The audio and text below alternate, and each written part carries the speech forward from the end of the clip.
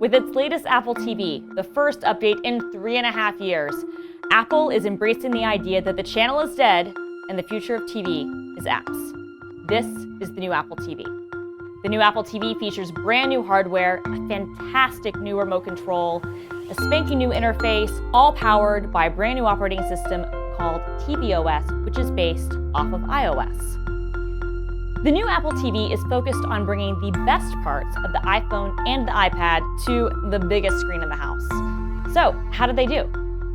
The first thing you'll notice when you turn on the new Apple TV is how it looks. It has a brand new modern interface that looks way better than the old Apple TV, which basically looked the same for the last 5 years. You get around the new Apple TV with the brand new Siri remote.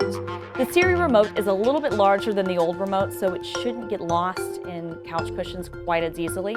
It has dedicated buttons for menu, home, Siri, play and pause, and finally, we have volume controls for your TV or stereo system. At the top of the remote is a giant glass trackpad that feels great in the hand. You can swipe left and right, up and down, and pressing in on the button will select where you want to go.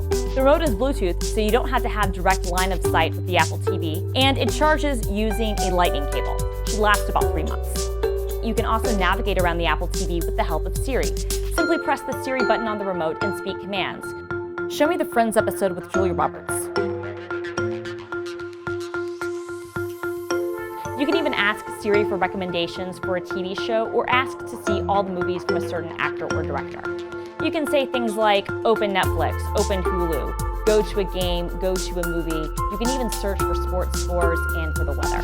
Talking to your remote isn't unique to Apple TV. Amazon had the same trick with the Fire TV 18 months ago. But what makes the Apple TV and Siri different is that it works across lots of different apps.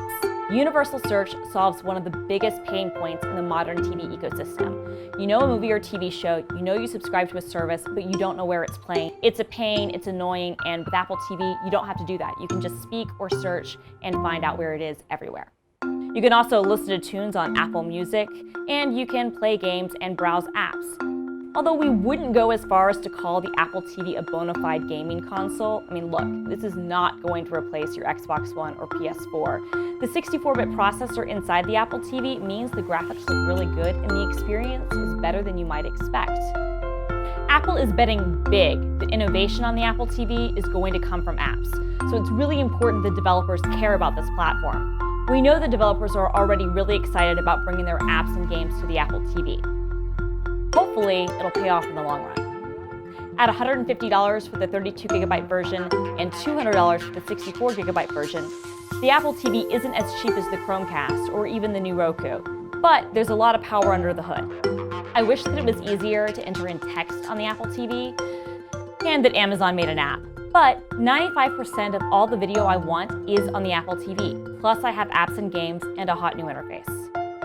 The new Apple TV is a huge improvement over the old Apple TV in every single category.